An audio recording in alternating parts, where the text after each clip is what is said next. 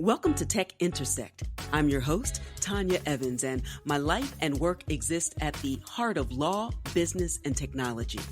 Yeah, I've earned a few fancy titles and degrees over the years, but the bottom line is I'm a writer, speaker, teacher, and lifelong learner, and I'm really excited that you've joined me on this journey. So what is Tech Intersect?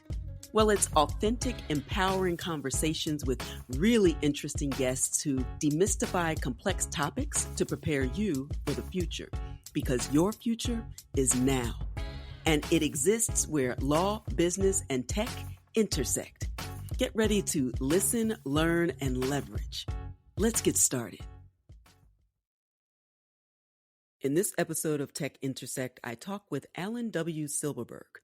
Alan is a cybersecurity expert and founder of a cybersecurity company, Digijax Group. The expertise of his company revolves around defending against socially engineered attacks. He served on the California governor's cybersecurity task force from 2014 to 2018. He's a former White House staff person under President Bill Clinton and a former member of the JFK task force at the U.S. National Archives. He was also instrumental in analyzing the Democratic National Convention email hack that led to the WikiLeaks debacle. He speaks and advises on the dangers of social media being used for propaganda and has written dozens of articles about weaponized information, which he also writes about in his book, Bots Against Us, the ongoing information war against the United States. This topic is especially relevant in this 2020 election cycle, and it's also a topic I speak about on the Elect Tech 2020 session at South by Southwest 2020 in Austin. Now it's time to listen, learn, and leverage. So let's get started. Today we welcome cybersecurity expert, founder, and CEO Alan W. Silberberg to Tech Intersect. Alan has a 25-year background in national politics and technology. He's a specialist in cybersecurity, reputation control and management, and the social media aspects of cyber war prevention. He's also the author of Bots Against Us, the ongoing info war against the United States. And I'm thrilled to have you on the show today, Alan, not only for the information we'll cover, but also because it's a thrill to reconnect with someone I knew back in the day, as they say, in our formative early education years. Welcome, Alan. Thank you so much. I'm very pleased to be here, and I agree with both of what you said about talking about these issues and also to reconnect like this. It's fantastic. Excellent. So let's dive right in. Your background and expertise in cybersecurity reputation management, especially on the social media front, it's really formidable and impressive. And so I want you to give the listeners an overview of your credentials and also what led you to be interested in this area of technology and business. Thank you. Thank you for the kind introduction. I started Digijax about 10 years ago because I recognized I was already in the internet space and had been working both as a founder and an advisor to other companies. I started to see the negative effects of social media, and I started to see how websites could be used against people, not just for good things. And it really started to concern me. So I actually invented some technology as a way to protect. Initially, I was trying to protect the US government from attack. And then that spread to corporations and to individuals.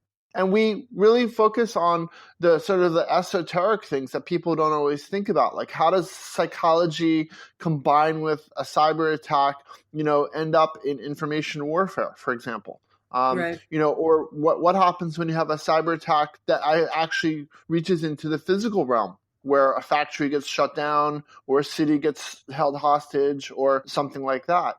And what we started to see was more and more of these events happening.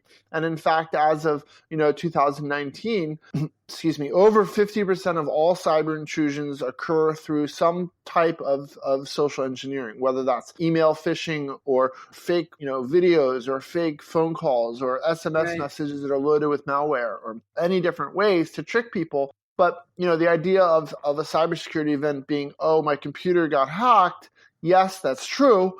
But then there's also this other piece about your whole life getting hacked as well. Right. How prepared do you think businesses, and actually it's two tracks, because what you said kind of led me to some thoughts and some concerns that I have for the readiness or preparedness both on the business side and certainly on the individual side. But from the business and maybe more local government levels, how prepared are businesses and local governments for cyber attacks? Well, let's separate this question. Let's start with businesses. The businesses, all businesses are at threat of being attacked. It doesn't matter whether they are a bank or a small, mom and pop shop or Right. some giant multinational corporate. Anyone who's dealing with money or transactions online, or anyone who has any kind of intellectual property or anything that might be worthy of stealing is on someone's list. So the businesses, depending on their size, really depends on how much money they put into the cybersecurity, who they hire.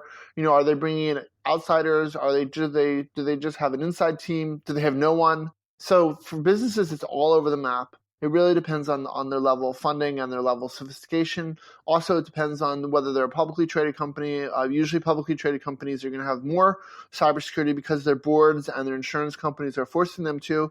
Whereas private companies tend to try to pretend that they don't really have a problem until they really do, unfortunately. Right. With governments, it's also all over the map. Some local governments have taken very aggressive steps to protect their citizens and themselves. And other local governments, especially in the United States, have really not taken such careful steps, although I think that's starting to change because this rash of ransomware that's affecting cities is obviously got everybody's attention. And so Right. nobody wants a hospital shut down or nobody wants a municipal water system shut down. And so I would hope that no mayor of any city, regardless of party, would want that to happen to their citizens. But your point is, But go. from a funding perspective, you have cities and states and counties that are 10, 15, 20 years behind in technology, sometimes more. So what happens is when they bring in cybersecurity people or they hire outsiders, they're often layering that newer technology on top of something that's older, and that by itself ends up creating a whole bunch of new opportunities for someone to break in, because here's like this intersection of old technology and new technology. Oh, and here's this little weak point. Absolutely. And that's the interesting thing with technology as well. There are very few breakout technologies, much so I don't know how much you know about my background, but currently I do a lot in the distributed ledger technology space with blockchain and with crypto assets and decentralized mechanisms or means for recording information. But, it has its place probably. It certainly is not going to have its place in all respects. But I say that to say that when people think of blockchain or distributed ledger technology, it really is just a novel way to access technology that's been around for a long time. Public-private key cryptographics, cryptography and digital SIG and the internet and peer-to-peer technology. So they all existed before, but are combined in an interesting way. I agree. And I think blockchain is a very important fundamental tool that as it becomes more and more deployed, we'll start to see the uses really, I think, grow dramatically. Right. And you have to separate the idea of blockchain from something like Bitcoin. I mean, they're really separate. Right. But I'm actually an advisor to a blockchain company in the fintech space, and I think that there's a lot of promise, but I also think there's a lot of concern. Yes. As many blockchain companies are now realizing that their blockchains are vulnerable to getting hacked. Absolutely. There are a number of known ways to hack blockchains, and depending on how they're maintained, really comes down to the people. I mean, so you could have the best and most robust blockchain out there, but if it's being run by people who are lazy or not keeping things up to date, you have a real problem. It's such a critical point. And when I think of, in particular, like that ICO boom in 2017, and people were doing these astronomical raises with a white paper and a team that was not really from this particular area. And if you don't have the discipline to really and fully and thoughtfully and methodically build and learn and to do what's necessary to secure protocol, then, it's software at the end of the day, right? and software is digital, and anything that's digital is hackable. Right. I'm going to have you back on to have that deeper dive. We didn't even talk about that, but I have so much to say, and there's so many different areas. So that's exciting that you're as excited about the potential, but also I always take a very sobering approach to it as well. I teach blockchain in the law at my law school, and I built our professional certificate program. And I have my own personal views, but I want the next wave of lawyers and the next wave of business professionals to at least have the conversation, to be able to discern what would be appropriate under what circumstance. Is a garden variety database okay? Or is there something interesting about this particular use of the technology? I think it's super important for anyone, whether they be lawyers or anyone in medicine or in business, to understand what a blockchain is, because it's an immutable record. And if you use it correctly, it means that you're never losing data, even if there's some sort of a data outage. It mean, if it's used correctly, it means that everyone else can see your changes. Right. So from a research perspective, it's fantastic. Or for locking down real estate, for example, instead of a multi-state computer system, having a blockchain, involved in a mortgage probably makes a lot more sense, actually. Right. But the problem, I believe, and I think this is true with cybersecurity and most technology, you get to a level where, there's a level of expertise that you need to have to do well at this. But then to be able to turn that expertise around into simple language and simple causes of action for people to understand are two completely different things. And most technologists, as good as they might be, really fail at being able to explain their technology in any coherent way. And so I think that has led to an explosion of problems with cybersecurity, because basically people are led to believe that things are safe. My smart TV is safe because I bought it from a known manufacturer, or that I can hook up my thermostat to my toaster because it's coming from a company with billions of dollars behind it. So obviously they're putting some thought into security, but really they're not. Right. And that gets to this idea of trust, right? We have these trusted parties who they have the goodwill and reputation in a name, but some of the biggest names, as you are well aware, and you've done a lot of speaking engagements about some of the bigger hacks. And talk to us about cyber concerns that the Internet of Things has ushered literally into our homes. Well, I'm on record of this. I've written several blog posts about this, so I'm not going to back away from my own words. I believe that the idea of security on the IoT is basically non-existent. It's really the internet of non-security. There's a number of problems, but the main problem is that most of these companies have made a rush to market without taking any effort to secure their devices beforehand. And then afterwards they'll say, oh, well, you communicate with us through an HTTPS server. Yeah, great. What about the other 16 layers in your tech stack? And that's problem number one, is this sort of rush to market. The second problem with IoT, and this is really a huge problem, is that many of these devices are modeled after the same microprocessors, the same boards, the same chips, and they're coming out of 5 or 10 factories out of China, and maybe 1 or 2 in other countries. And so what you have is 80 or 90 different companies selling all these different products, but really the guts of these things come out of these 5 or 10 factories. And there's, again, at that factory point, there's no level of security. There's no effort to build in cybersecurity components other than some sort of default password, which anybody can look up online. There's websites like Shodan where a hacker or anyone can go research, what's out there, what devices are connected, what IoT devices are connected, for example, at that facility. I gave a speech to the U.S. Army a few years ago about satellites and ground station security. And one of the main problems, there's a lot of problems with satellites and ground stations, as you might imagine, but our whole lives are caught up with satellites now. Everything you do, whether it's banking or healthcare or, every time you use Google or your cell phone, there's a satellite involved. And so there's the data flowing back and forth between Earth and space, every second about all of us. And the problem is that for a long time, most of the manufacturers of that gear never put a lot of thought into cybersecurity. It wasn't until recently that they were mandated to do that. And so we're all relying on these technologies that we don't even know, if the people making them know if they're secure or not. So that applies to IoT, that applies to satellites, that applies to connected cars. I love it when people say to me, oh, my brand new car is, it's unhackable. Really? Like, who told you that? And so I think And that people, the IT space creates a very dangerous notion. On one hand, it's saying, welcome all these technologies into your home, into your lives, your car, your office, your job. It makes your life easier. It makes you all connected. It's all happy.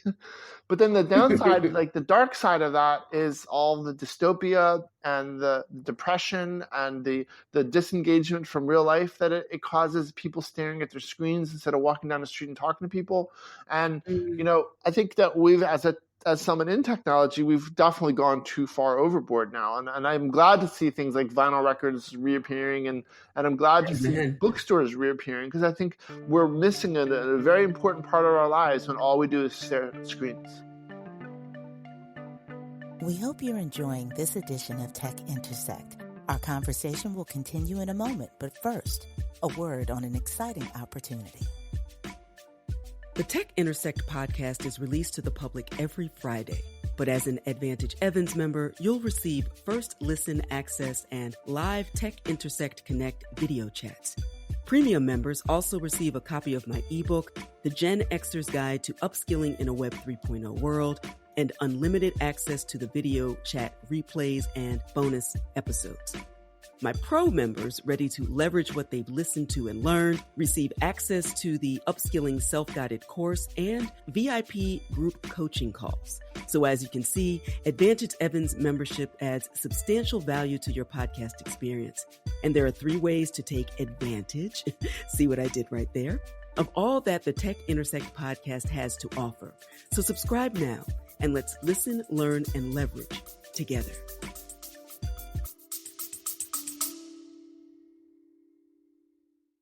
You love listening to podcasts, but have you ever thought about starting your own podcast? Maybe you want to build a brand, grow your business, or are looking for an excuse to talk about your favorite hobby. Whatever your reason for making a podcast, Buzzsprout is the place to start. Since 2009, Buzzsprout has helped over 300,000 people launch their own podcasts. Buzzsprout walks you step by step through the whole process and will give you powerful tools to start, grow, and monetize your podcast. Ready to get started? Click the link in the show notes to get our free step-by-step guide to starting your podcast today.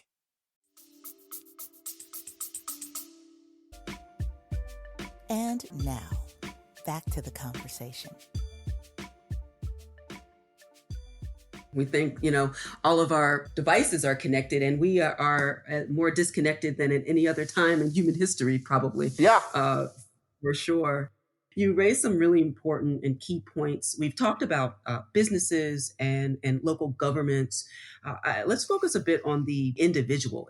It seems that despite having some awareness, I think, of the level of privacy and security that we regularly opt out of, and maybe that's I'm making a stronger point than is really true. But it seems that we are regularly clicking on opting out of. Nobody's reading the terms of service, but have some awareness that for the sake of community and convenience, people are regularly willing to opt out of privacy.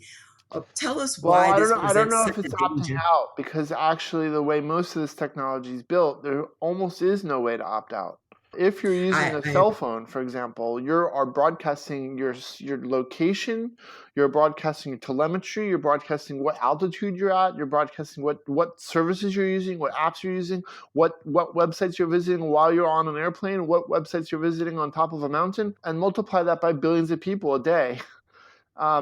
Just phones. Okay, if you just look at phones, the interaction and the risk that we're all putting ourselves out just from phones is unbelievable. When you add in Facebook and Instagram and YouTube and Twitter and email and connected devices and other ways of sending bad data or sending malicious information, it becomes pretty easy to understand how one person who accidentally clicks on a link in Facebook suddenly can infect their entire community. Absolutely. And you really have to look at how influenzas are treated and how outbreaks of infectious diseases are treated. And we have to apply the same type of broad level response to cyber. And right now we don't have that.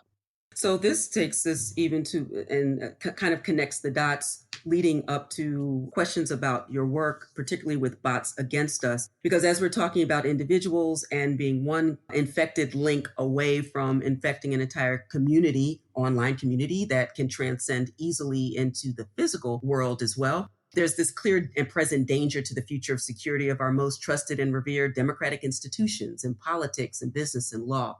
So talk about that transition that led you to write Bots Against Us as well. Thank you for that. Yes, I agree with what you just said. I wrote the book accidentally. I really did not seek to set out to write that book. I was doing some work online for one of my clients in late 2015, and I started noticing some things with regard to Bernie Sanders and Ted Cruz that seemed really weird in terms of the bots that were being used. And I started following it very closely. And all of a sudden, all these Bernie Brothers bots started following me on Twitter. And I never once expressed any interest in Sanders. I had never mentioned him. And so when I followed one, and all of a sudden hundreds of them started following me online, that became very suspicious to me. And I basically started tracking it. And then in March of 2016, somebody at the DNC reached out to me regarding a potential hack that they were afraid that they had, and they wanted me to review an email that had been sent in to someone at the DNC. It turned out that this is the email that was sent to John Podesta that triggered all of that stuff. And unfortunately, they sent it to me after he had already opened it. And they were trying to get from me, would I have clicked on this link or not, basically. Was it did it look fishy or not? And so that really kind of put me right head on into there's something really wrong here.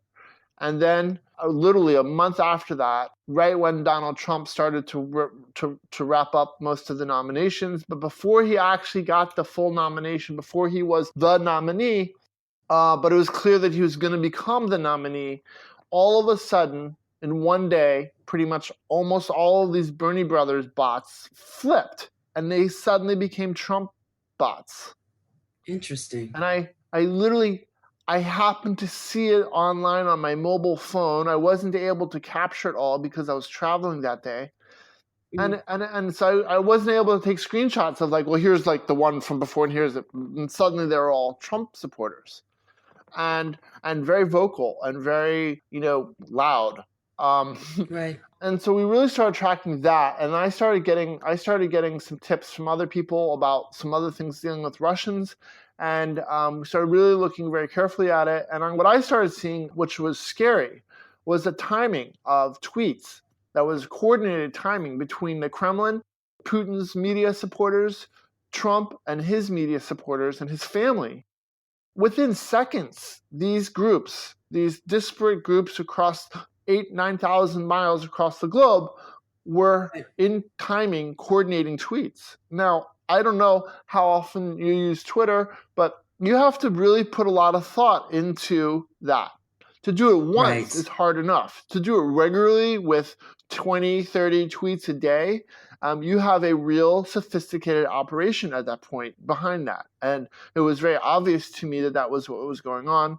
So basically, the short story of my book is I spent a lot of time in 2016 probably annoying everyone who knew me and yelling as loudly as I could. We were under attack. It was not just the DNC emails. We were under this widespread cyber attack on our election systems, on our voting systems, on the state chairmen and chairwomen of the parties, on the parties themselves, and on all of us through these bots and through psychological operations that were being commenced 24 hours a day onto all of our devices. And it became impossible to tell the difference in late 2016 between real and fake websites, real and fake social media accounts. And I know everyone I know, Democrat or Republican, lost a friend or two during that election because instead of being able to have a civil discourse and discuss whether someone's points are right or wrong, suddenly it devolved into race baiting, yelling, screaming, and which was a big part of Russia, what used to be the Soviet Union's it's called the long game. That's what it's actually called. Their process of using different types of disinformation and propaganda and different types of mediums to deliver that. So they took the Soviet Union took all of their decades of propaganda and manipulation and put it into the digital age. And they've been using artificial intelligence to pump it up. And they got the Trump people, at least some of them. And I'm trying to say this non-politically because I know that really comes off as like a political thing. But I'm trying to look at this from a cybersecurity perspective. There are traitors in this country right now who willingly worked with a foreign country to overthrow an election. Now, and they did it through all these different means, fake websites, fake social media accounts, actual hacking of the DNC, actual hacking of the RNC. The RNC records have never been released, but we do know that they were hacked. In fact, that came out in the Mueller report, and that also came out earlier on. And we also know that all 50 states were at least attempted to be hacked by the Russians at the state election level, the election machine level, at the election vendor level, and all the way down to like counties and cities. So this was a widespread effort by the Russians. They put millions of dollars into this. They had probably thousands of people total between the internet trolls and the military people at GRU and the intelligence people in the FSB attacking us. And in fact, they are still attacking us, in part with their puppet in the White House, but in part with this ongoing, you see this cavalcade of Russian propaganda pouring out through mostly right-wing conservative media. And the long game, as you mentioned, has played into where we are right now. This is certainly not something that happened overnight, but a methodical attempt that has penetrated our most revered institutions. The real point of my book is that not only were we attacked in 2016, but this is an ongoing situation. It is an act of war, for lack of a better word. There's no other. It's a casus belli. I'm not a lawyer. Okay, but having some experience in the government in an earlier life, I know that earlier administrations would have treated this like an act of war. Any other president would have responded like this was an act of war. The military considers cyber attacks as an act of war. There's no delineation in the Pentagon between being cyber attacked and being attacked by a bomber overhead. So for them, it's the same. And that's one of the reasons why you don't see the U.S. government deploying a lot of the cyber resources that we have, because they consider it to be an act of war.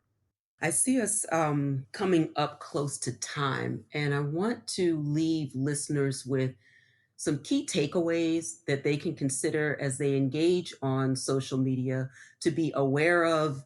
And it gets more and more difficult every day with deep fakes and how to, like, when somebody follows you for the first time and they have a bunch of numbers after a purported name that appears to have just opened up that day with a very clear and decided, political point of view. Like, what are some of the things people can you just called that out right there. But I mean, if you have a comment, if there's something like it's common sense in some ways. If you're walking down the street and you feel something weird behind you, you look behind you and there's some weird person. It's kind of the same thing. If you have a strange feeling about someone who's following you, there's no reason that you need to let them follow you. You can block that person right away. So I say, number one, don't just let everyone follow you. Like, actually look at who's following you and block the bots and block the accounts that are selling porn or the accounts that are pushing propaganda. Start there. If you start there, then at least you're giving yourself a fairly level playing field. You're still going to be dealing with some weird players.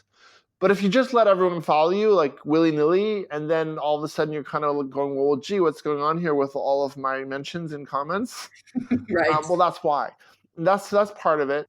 On Twitter specifically, people have to be very careful of what lists that they are put on.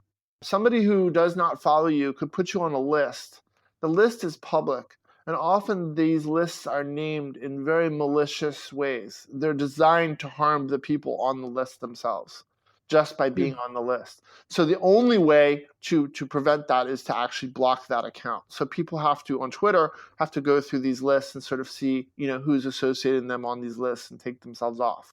Facebook doesn't have anything like that. However, Facebook does, has obviously been implicated very heavily in all this stuff with Russia. They still are. In fact, they recently made some decisions that said that they're not going to stop politicians from running fake ads. So to me, that says, I actually canceled my Facebook account. As much as I enjoyed, connecting with people, I will not allow my family and friends to be violated like that. So I shut down my account. I think that Facebook, people have to take with a real grain of salt everything they see on Facebook. It doesn't matter who it's coming from, because it could be a fake. It could easily be a fake account on Facebook. And I think that people have to ask themselves, like, well, why is this person engaging with me on this specific issue at 3:42 in the morning? Where are they coming from? And so what I often have learned how to do is I kind of look at how they use English. And I don't mean to be pejorative, and I certainly don't mean to put down people who may not have a higher level of education or whatever, and I recognize that. But you can tell the difference between an uneducated American and someone from a foreign country who might be highly educated but still doesn't really know English that well. Right. That's a great point. And so a lot of times it comes down to things like decimal points and commas, in numbers.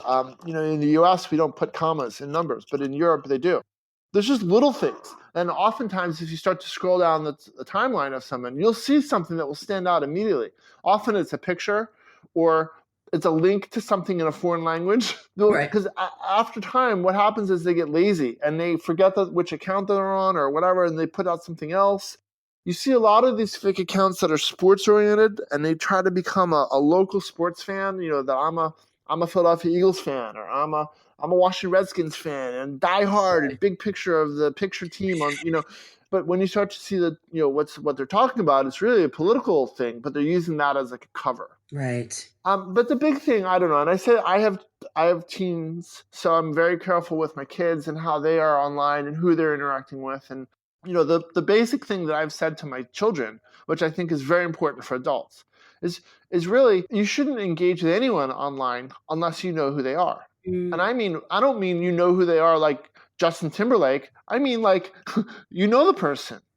Otherwise, don't engage. It's different as an adult. Obviously, you have to make different decisions as an adult. There might be business reasons too. There might be political reasons. Maybe you're trying to pitch your book or your TV show or whatever. But as for kids, the basic rule should be you're not friends with anyone unless you know this person from sports, church, synagogue, school, And that has helped my kids keep a pretty clean. They've never been hacked or they've never had any type of cyberbullying because of that. Those are really, really strong points. And I am in particular concerned with younger people, but it really is impacting all of us in a way that is really transforming the nature of the way we communicate, the way we exercise trust in community, our online communities, and offline as well. It'll be really interesting, and interesting is an understatement. I can't even find the proper word to describe where we are headed, but I know that we are at a pivotal point in humankind. And with technology largely is a tool, as you've said. How we use it, how people use it for nefarious purposes or for good, will determine where we go, certainly as citizens within this country and far beyond. Well, I think final words? Any digital tool has two sides, unfortunately. Every tool does, right? But these digital ones, the dark side often is a much sharper side. So keep this in mind. Thank you so much for sharing this much information. This time actually flew by, so I definitely want to have you back to unpack. I'd be happy to. I'm thrilled to have been included, and thank you so much for inviting me. Web 2.0 ushered in the social connected web. The internet and digital technology are now integral in how we live, work, transact, communicate, and play. Such powerful tools, but like all tools, they can be used for good or tremendous harm. All businesses are at risk of being attacked, from the Fortune 500s to the mom and pop shops. Governments are at extremely high risk as well. And one question is, will blockchain be a saving grace? There's a lot of promise, but also a lot of concern, because blockchains are also vulnerable to attacks. And as Alan explains, security on the Internet of Things is in serious question. In fact, he argues that IoT security is completely non-existent.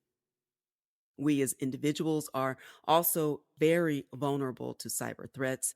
And then there's the threat to our political system with coordinated political propaganda bots working to create instability in the US elections and the political system at large. So, some key takeaways. Don't let everyone follow you, even with a public account. And don't engage others if you don't know the person, especially with odd, aggressive accounts talking about provocative topics. I've included lots of additional content for Advantage Evans members about promising use cases of blockchain and cybersecurity, cyber risk and the Internet of Things, fighting deep fakes when detection fails, and how kids can be responsible digital citizens and safer online. There's lots of information to consider, so take your time to digest the information, and until next time, continue to shine. Stay in touch with host Tanya Evans via your favorite social media. On Twitter at TechIntersect and on Instagram via the handle TechIntersect. This podcast has been produced by Stephanie Renee for Soul Sanctuary Incorporated.